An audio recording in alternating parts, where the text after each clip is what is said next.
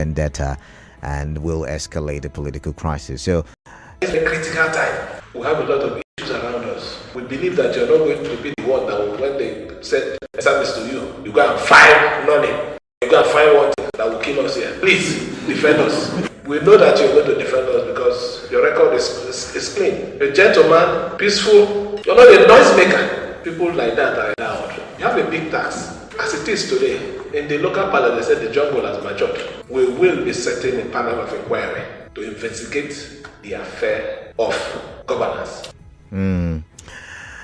Some people have said, I'm looking through social media right now, and some people have said several things, and all of these things are what will be our talking points on the show this hour. So please do stay tuned. Welcome. 14 minutes can pass the hour of 4.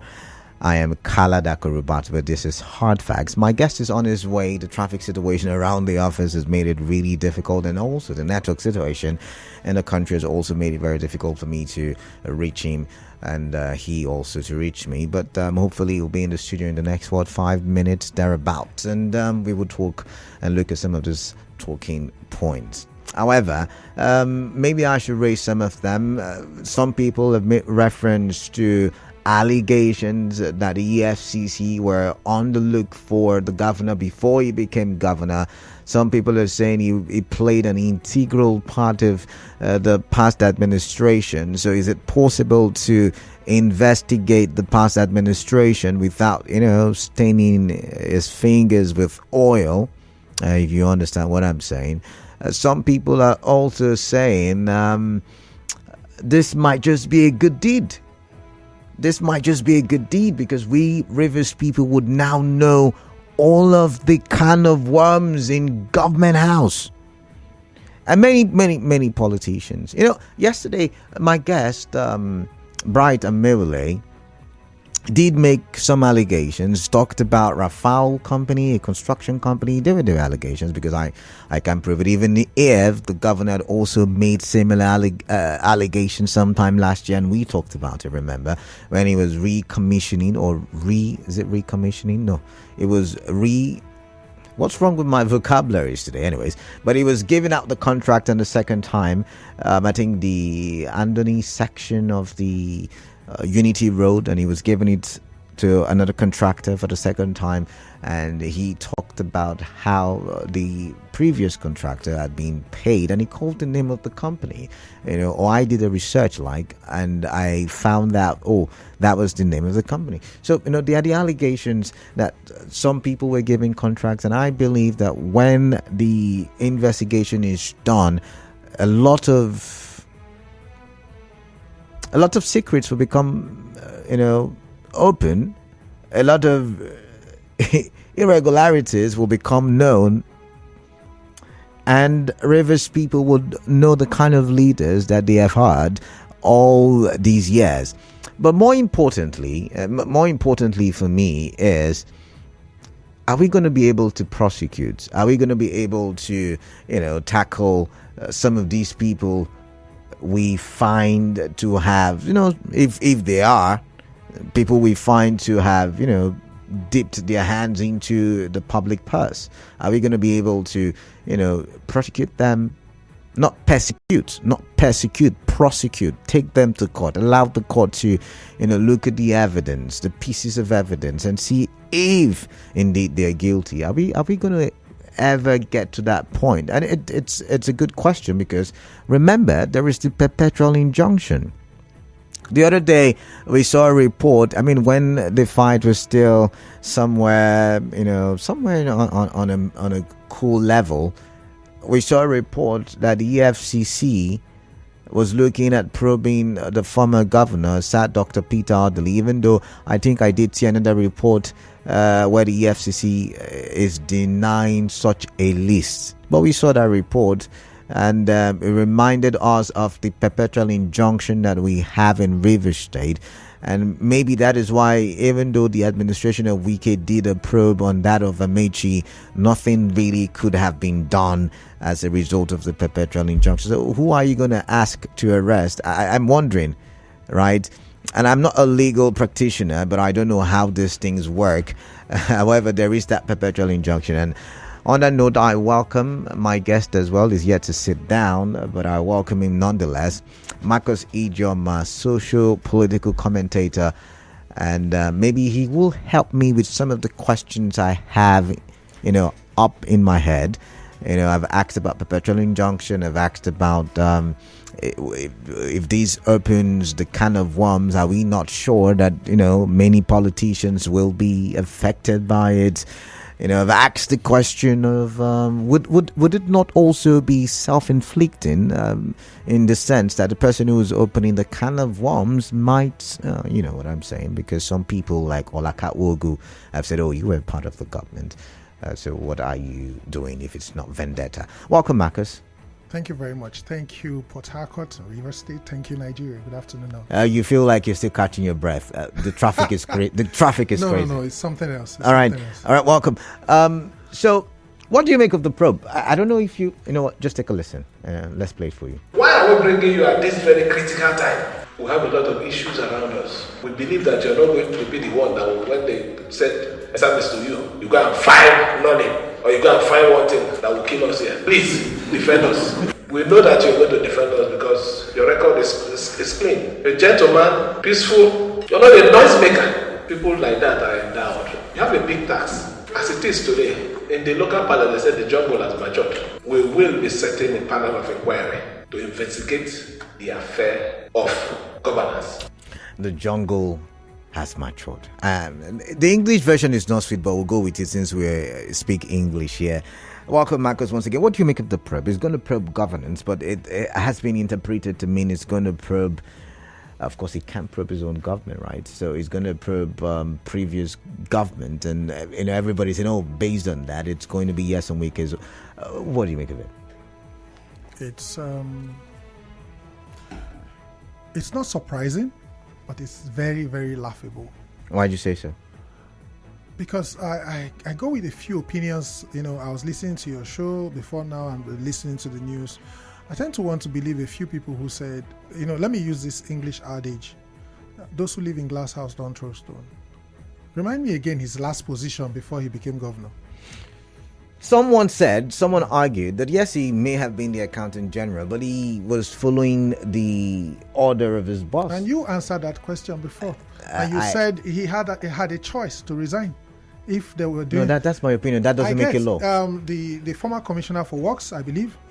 Yeah, was saying that he had to resign because he couldn't superintend over budget that was not passed. Projects without budgets. Budgets that you get. So that's somebody who is telling you that. So why didn't the then accountant general resign, knowing fully well that if there was ever going to be a probe of former Governor Nyesom Wike, he will be a critical component in that probe. I keep asking Nigerians, have you seen a governor in a banking hall before? It's rare. Very rare. Okay. Have you seen a president in a banking hall? How come we keep saying they stole money? How did they steal the money? They stole it through civil servants. They stole it through PAMSECs and accountant generals. These are the people who know how much. They are the ones that get a lot of federal allocation and internally generated revenue. The accountant general and the permanent secretary, Ministry of Finance. The commissioner is just a figurehead. Knows little or nothing, and it's whoever the governor said they should pay. But under Governor Nyesom Wike, a lot of illegalities were perpetuated, no doubt. And how do you mean? Do you have evidence to that effect? Yes, I will tell you how this is hard facts. So yes, I get. When you keep asking for evidence, I'll give you one. Let me tell you something. In the tenure of former Governor Nyesom Wike, one phrase was common each time a contract was awarded: Council has approved. Council has approved. In other words, the state executive council has approved XYZ flyover costing so number. And this is where the crime comes in. The contractor has been fully paid.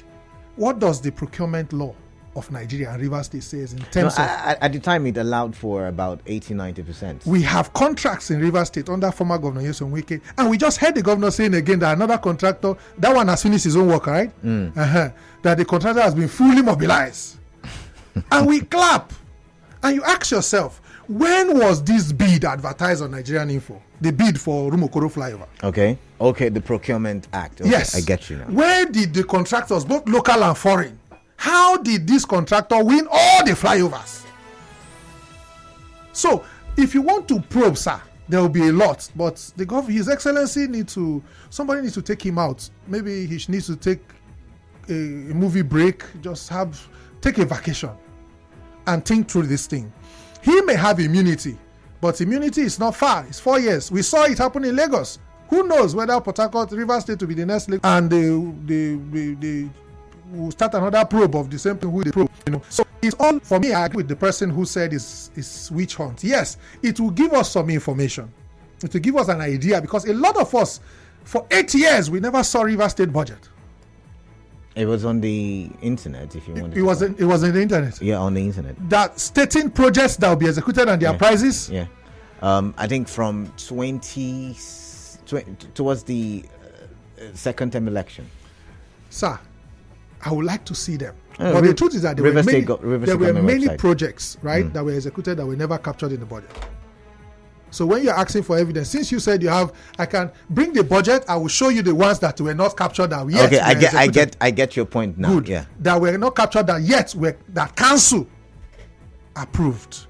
So, and there was an accountant general. Okay, let's pause you. We go for a quick commercial. You came late to the party, so we'll be right back.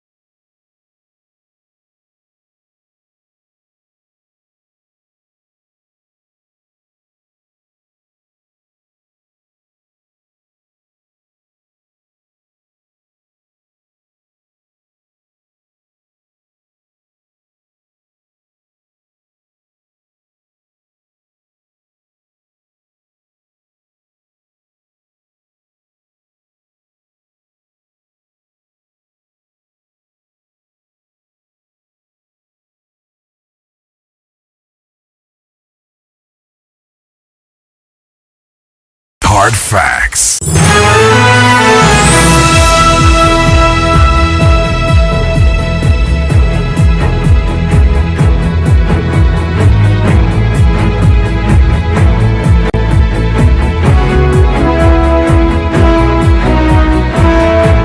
All right, welcome back. You're still listening to Hard Facts and 92.3 Nigeria Info, 4:29 p.m. And yes, I am Kaladako Rubasible. With me in the studio is Marcus Ijioma. Remember, you can watch us live on Facebook, Nigeria Info PH, and we are live on YouTube as well, Nigeria Info PH, and active and interactive on X, Nigeria Info PH. Welcome, Marcus. It's good to have you. Thank you very much, Carla. All right, so just before the break, you were telling us how, not to throw stones if we live in glass houses. Yes, because this will be SIM probing SIM indirectly. How do you mean? I mean, that will be assuming that anything went wrong in the administration. I just told you that as a layman, as an observer that I am, I saw a few things that were wrongly done.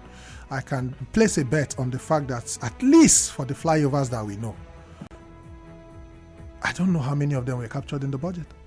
If you have the copy of the budget, like I'm trying to get it show open. me where all the flyovers were duly captured. And two, if you look at the payment process, I know Rivers State has their own procurement laws. I know the federal government have their own Public Procurement Act and laws and all of that. But please tell me where in the law it is written that you can actually, especially when it's not an emergency, even when there are approvals for 100% down payments, it must be under an emergency spending. But does a flyover fall into an emergency? And I know that most of those flyovers, some were paid 100% off, some were paid 70% off. It falls under capital projects, right? Yes, but it's not an emergency that warrants council approving total release of funds to a contractor. So there were many other expenditures. We saw gifts to Sokoto Markets bonds, 500 million. Same to Benue State. Was all of that under overheads? Was it part of the governor's security vote? From where did he get? If you add Sokoto's 500 million to Benue State 500 million, that's 1 billion. Was that captured in the budget? There was a point. Miscellaneous, maybe? Miscellaneous, 1 billion naira. Miscellaneous. Rivers is a very rich state. You can say that again. But the point is, the incumbent governor was the accountant general at the time most of this transaction happened. So if you are saying now that some projects were done and were not fully paid for, by the time you were following former Governor Nyesom Wike from local government to campaign, did you at any point ask him, sir, if you don't pay this money, sir, I will not accept to run. I don't want to be governor if you are leaving debt for me. I think African leaders and Nigerian leaders must understand the fact that as a governor, as a president, you inherit assets and liabilities. So don't tell us how much debt you inherited. In fact, if there was anybody in Rivers State who was to know the debt status of Rivers State, it was the Accountant General and the Commissioner of Finance. And he happened to be one of them. So he knew. Okay, let's not make it about the governor now.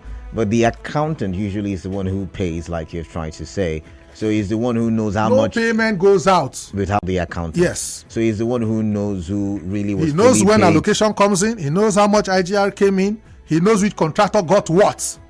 So if you have now been favored by the outgoing governor to say you are my anointed successor, like it happened in the case of Rivers State, what effort did you make to say I will not be able to run, looking at the debts that you left behind for me? I won't be able to achieve much projects with these debts that you have accumulated for me. Please look for another person to hand over to. I can't be governor.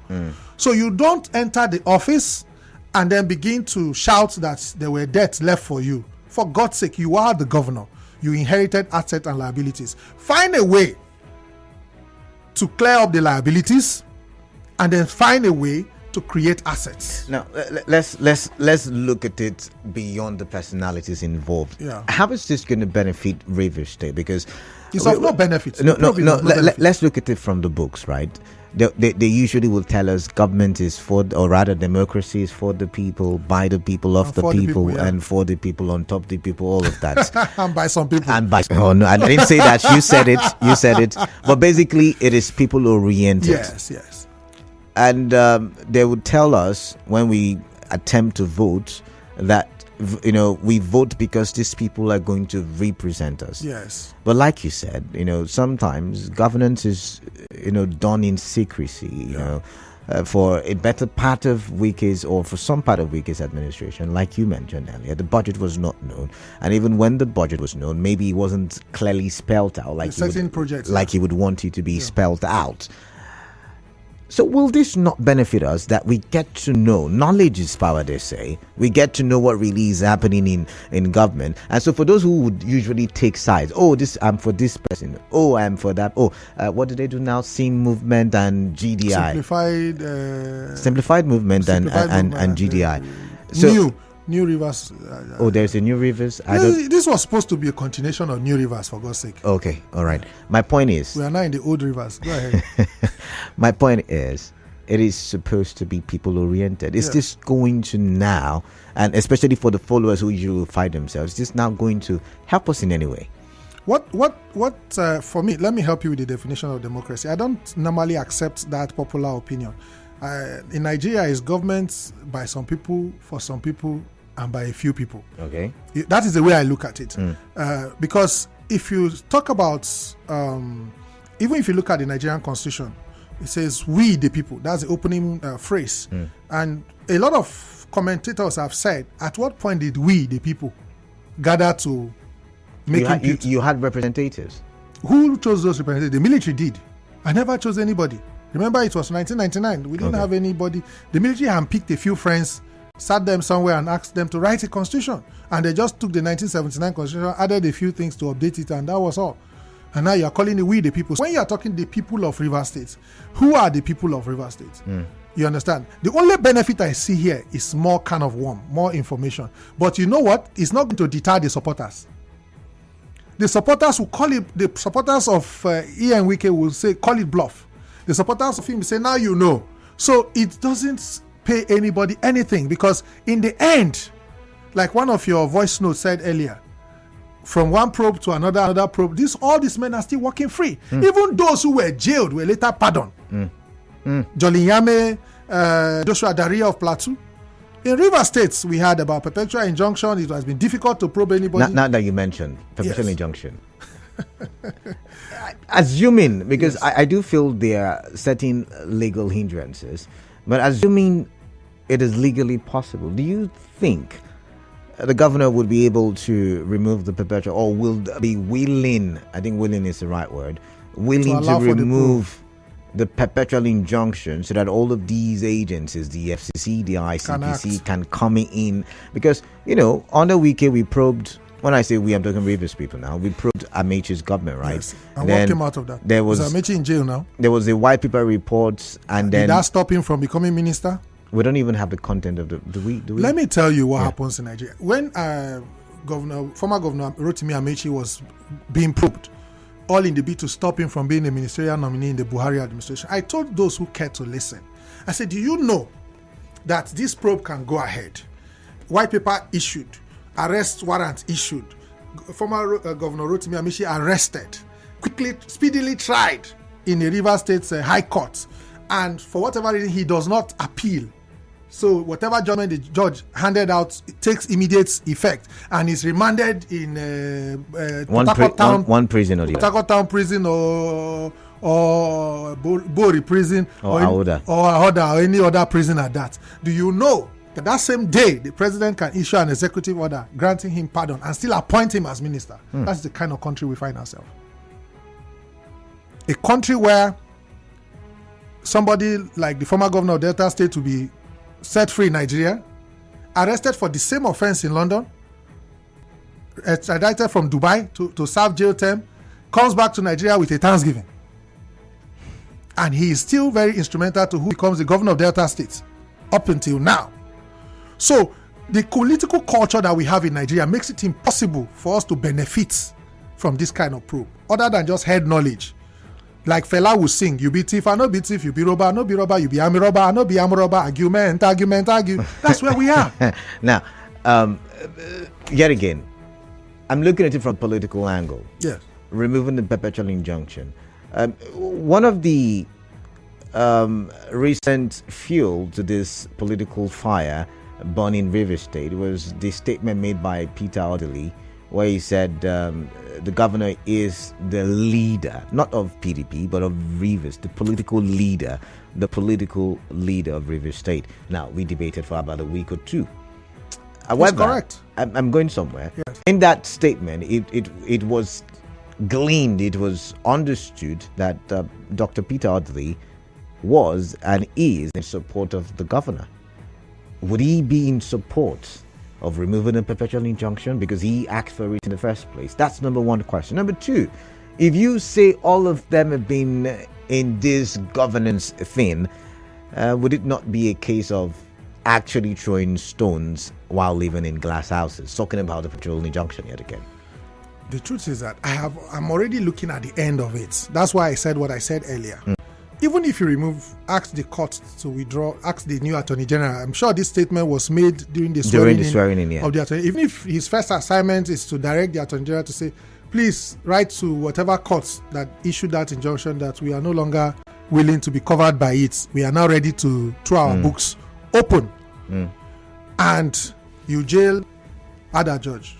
You jail Dr. Peter Odili. You jail Rotimi Amechi. You jail Wike. I am saying that today is what? Today is what day of the week? Wednesday? Tuesday. Actually. By Wednesday or Thursday, after the judgment have been pronounced, they will all be pardoned. So where is the benefit for Rivers people? Even when they will not be made to return money. It's not in this country where people enter office illegally and court removes them and they are not meant to return. If Nigerian court makes it such that, our laws makes it such that when you enter an office illegally and it's proven by the court that your votes were rigged or something, you pay back what you earned. Nobody would dare accept a fake result. But our politicians, our lawmakers, our judiciary know these things that all of us are in need. That's why I say it's government by some people and for some people. So when you're asking what is in need for Rivers people, I laugh. There's nothing in need for Rivers people other than news bulletins. That's what it is. Just a show. Because you will not end up, maybe the goal is to further embarrass Governor Nyesom Wike. But it look like if you probe Governor Nyesom Wike, that will make President Bola Ahmed Tinubu to remove him from a cabinet because he's corrupt. Is that what you think in Nigeria? Possibly. What has he happened to? The minister of special duties. She had not had a day in court. Up till now, she has not been finally convicted. Is it special duties or humanitarian affairs? Humanitarian affairs, sorry. Is it better lady? Better I do. Yes.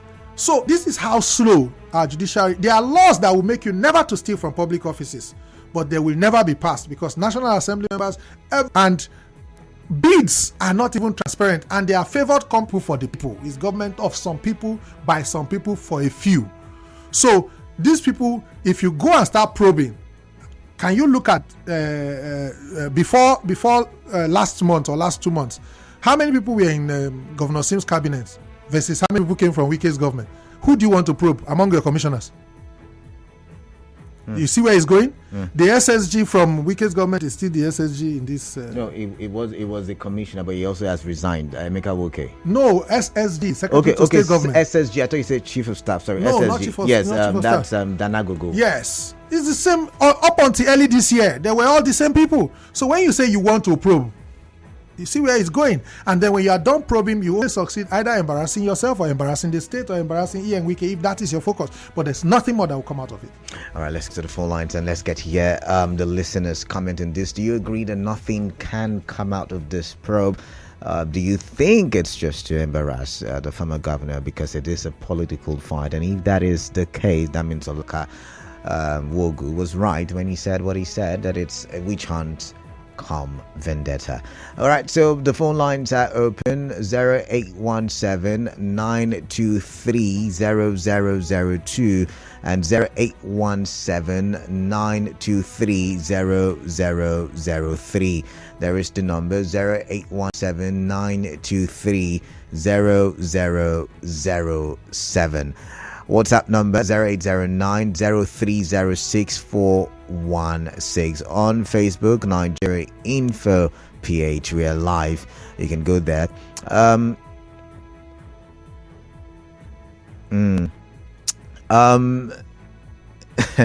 The governor said, William Smith said, the governor said the man should set a panel of probe to strengthen his government. He didn't mention to probe the past governors, neither Wike's government. Maybe he wants to probe the immediate past attorney of this state. Watch the video again. And I just played it and I said the same thing. He said he wants to probe governance. And I said, would he probe his own? Do you think he wants to probe his own governance? Possibly. Can you probe your own governance? He's the only one that has immunity. He can probe his commissioners to see what they are doing. The commissioners don't have immunity. Okay. This Tammy Otto says, allow the sleeping dog lie, but okay, I can't talk about thief. You can't call anybody a thief on the show. This one says, may God bless your guest. Is speaking from a very unbiased point of view. For me, I think the governor is gradually derailing. Unfortunately, that's what politics does to people. The governor was completely in. He accepted to inherit the liabilities and assets of his former boss. Let's not forget, he was the epicenter of all financial dealings of the state. So he knows who the state government was in dealings with. Again, Kalada, if the waters were steady and not disturbed, do you even for once think that all these revelations and more to come would surface? The answer is no.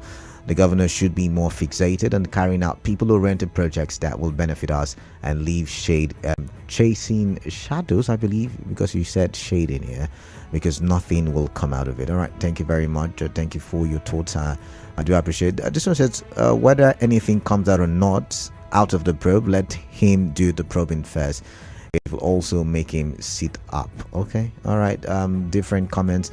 Eferebo Okpakrite says, Wike brought Sim Fubara as a cover-up. Okay, all right. We're not the court, so we can't be certain whether it is as a cover-up. We don't even know if anything legal was done, even though my guest keeps saying, Procurement Act was breached in the giving of contracts. This one says, can your guest tell Rivers state people who are the persons that make up the State Executive Council of the state? I can tell you for free that the Accountant General of the state is not a member but carries out directives of the council, and this is the standard practice of government. Nobody said he was in the Executive Council. I said what we used to hear is council has approved. Mm-hmm. Now, when council approved, in carrying out the directive of council, the Executive Council, as it is being referred to, he knows what council approved. But he also knows how much beyond what council approved. Remember, some commissioner, apart from the direct commissioner who maybe supervises the project, no other person probably will know exactly how much went to each contractor. Or several accounts. Okay. Only the Accountant General knows that. All right. And he knows this. And while he was campaigning, some of us who are in the public space were screaming, this man should come and attend debates. All right. I would stop you now because we've got Bright from Rumodumaya. Bright, welcome. What is on your mind? Thank you, Canada. Yeah, Bright, let's hear you. Thank God for your guest video. That was also in the role of the treasurer or Accountant General, as the case may be. When we talk about this probing, as the Accountant General, just as he said, governors, presidents don't go to banks to withdraw money. Everything is being approved by the Accountant General. And being Accountant General, you know the funds of the state, what is going and what is going on. So if you don't raise a land, it means that you are not a man of integrity. You should be able to raise a land to say that I don't like this kind of thing. Then you resign. Being a governor now coming to probe here with it, there are too many things to be done. And before he was also appointed or choosing to be governor, I believe also as a person, there's no harm he did not sign one or two things concerning contracts that were not done. But I think let's see hope. If anything will come out, then for me as a person, nothing will come out. It's just trying to learn the political language. Just as he went for commission, he was telling people I will talk. They say talk, you are unable to say it. So we are still waiting. This one will just make headline. But the probing, nothing will happen. All right, thank you very much, Bright. That's not the conversation. Muriel from Okrika. Muriel, welcome. Hi, KDB. Good afternoon. You're welcome. Thank you. KDB, I think it is very eminent and in fact urgent for the governor to tell us the true state of our economy. The governor should tell us everything plain as it is. Canada, do you know that when the former governor was leaving, he was so also, he said he is not only 1 naira. Oh my, sorry about that. We lost your connection there. Please do call back. Dave says, this one says, good evening. Kalada, does your guest know that there is what is called anonymity in the civil service, where the civil servant will neither be blamed or praised for any action taken by the government? Also, is he encouraging corruption by saying that we should forget about probing because those that were accused and prosecuted before are working freely on the streets? It seems your guest is sounding so biased. Iboroma from Imboba. So okay, we'll get to that. Let's take Isaiah's call. I think that's the last call we'll take. Isaiah, welcome. Yes, Canada. Good evening. Good afternoon. All of the above. Yes, let us greet the guest. You see, at the point where we are, I think looking at what your guest is saying, it sounds so interesting. But to me, I want to say that the governor also, to the best of his knowledge, knows why he's doing this part. Because if you listen to him, he said every effort to make sure that there is peace is heading away. So it means that when you have called for peace too much and peace is not coming, it means that the opposite of peace, it is just human to everybody. When you are trying to do everything to explore peace, let peace reign, and peace is not forthcoming, I think, we always say, okay, let the worst happen. I think the governor, to that statement, is telling us that whatever will happen now is ready, because there is a deliberate plot to sabotage his government. All so right. it means that the governor is also saying that me, myself, I can do everything deliberately to make sure that some can worms are opened.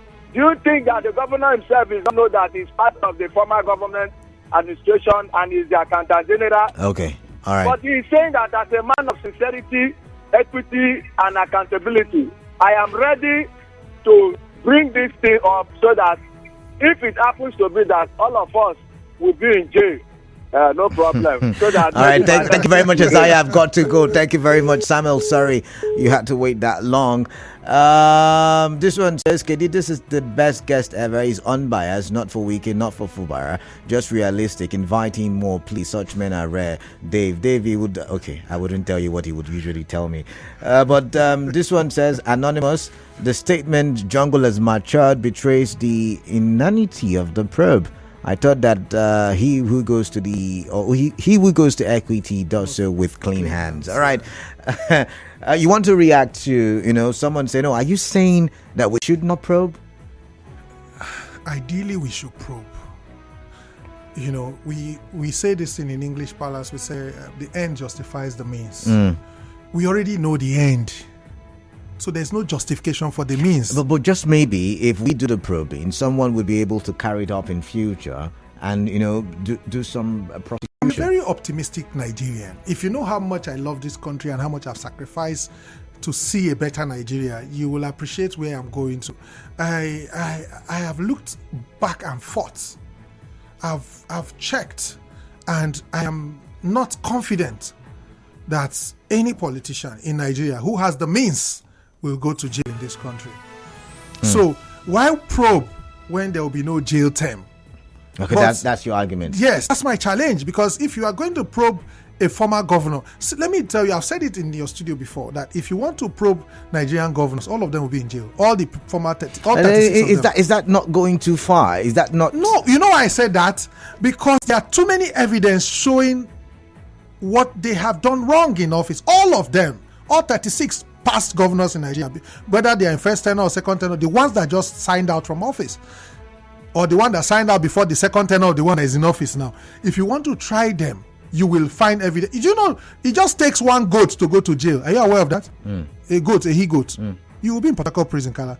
It takes charger, charger, USB cable. It can put you in jail. One cube of Maggie can put you in jail. Are you telling me that Nigerian governors didn't take one Maggie when they were in office? No, now, guy. There was something called abuse of office, and it's prevalent in every political office. All right. Go to all the shopping malls in Port Harcourt. You see state-owned resources That's abuse of office right there. You see vehicles with government house plate numbers with their children shopping in and clubbing, and you are telling me that is not a punishable offense with jail term? It is. What do you call, when House of Assembly members want to be mischievous, they say gross misconduct. There are so many gross misconduct that can put a governor in jail. Okay. We'll go for a quick commercial. When I come back, I'd like to get your final thoughts on the very matter. Please stay tuned.